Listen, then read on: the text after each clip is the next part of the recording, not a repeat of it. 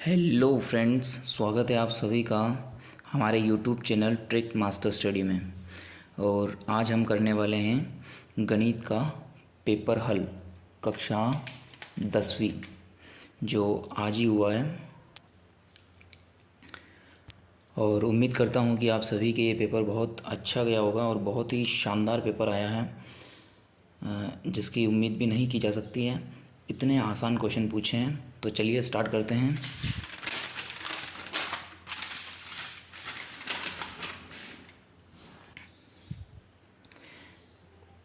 पहला क्वेश्चन जो दिया है कि 196 के अभाज्य गुणनखंडों की घातों का योगफल ज्ञात कीजिए। तो बहुत ही आसान क्वेश्चन कि डायरेक्ट 196 के टुकड़े करने थे। सीधा 2 का भाग, 2 नम 18, 2 आठी 16, फिर 2 का भाग, 2 चौका 8, 2 नम 18, फिर 7 का 2 बार, यानी कि 2 की घात 2 इंटू 7 की घात 2 घातों का योगफल करना था। तो 2 + 2 सीधे 4। तो यानी कि अपना आंसर जो था 4 आंसर। चलिए नेक्स्ट देखते हैं कि यदि द्विघात समीकरण x² - kx + 4 = 0 के मूल समान हो तो k का मान क्या होगा।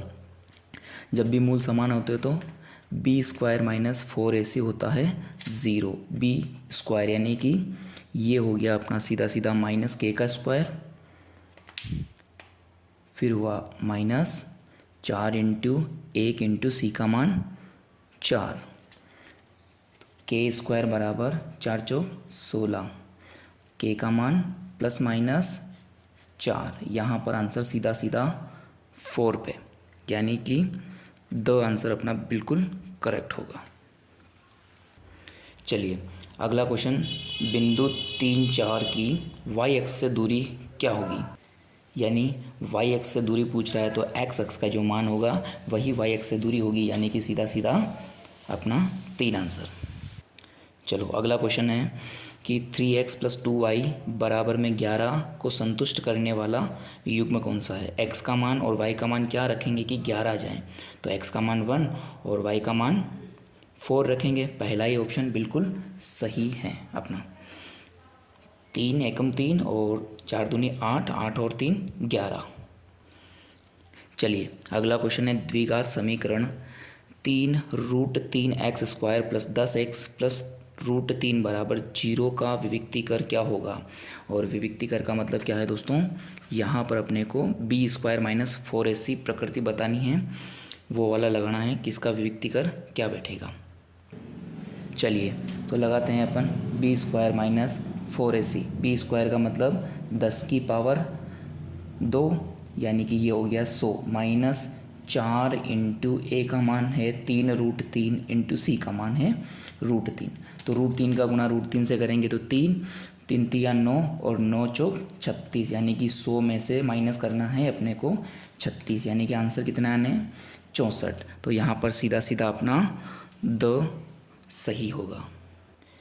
चलिए बड़े आसान क्वेश्चन है, आगे बढ़ते हैं अपन कि यदि 18ab-3 समांतर श्रेणी में है तो a + b क्या होगा अपने को बताना है। तो समांतर श्रेणी में पहले तो अपने को बीच के 2 नहीं दे रखे हैं, तो ध्यान में होना चाहिए क्या क्या दे रखा है। पहला पद 18 दे रखा है, चौथा पद -3 दे रखा है। तो यहाँ पर क्या मैं लिख सकता हूँ, a बराबर 18 और a4 बराबर कितना, तो a + 3d बराबर में -3। अब यहाँ पर दोनों समीकरण से हल करेंगे तो यहाँ पर मैं a और d नहीं दे रखा है तो बराबर में 18। चलिए चिन्ह परिवर्तन माइनस माइनस, ये तो हो गया कैंसिल। यहाँ पर बचा माइनस का 3d बराबर में -21। तो d बराबर कितना -21/3, यानी कि d का मान -7।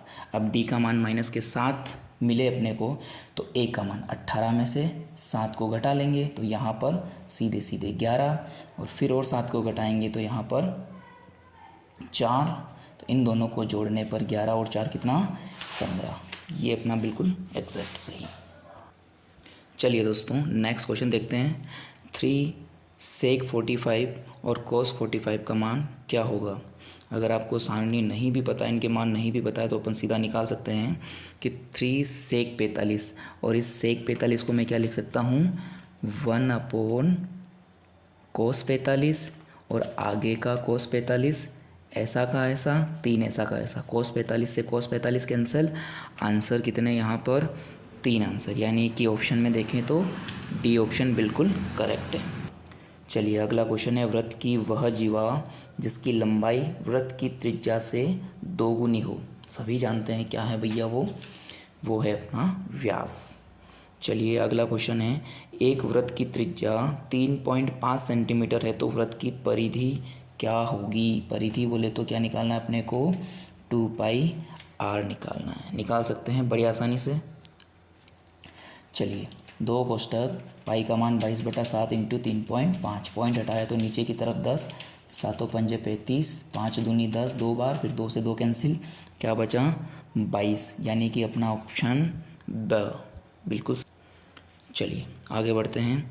घन का संपूर्ण पृष्ठीय क्षेत्रफल 486 वर्ग सेंटीमीटर है तो घन की भुजा का माप क्या होगा। संपूर्ण पृष्ठीय क्षेत्रफल दे रखा है, यानी कि 6 भुजा स्क्वायर बराबर कितना 486, तो भुजा स्क्वायर बराबर क्या होगा 6 का भाग देंगे, 6 8 48, 6 एकम 6, यानी भुजा का मान 81 किसका स्क्वायर है 9 का स्क्वायर, यानी कि ये अपना ऑप्शन द बिल्कुल सही।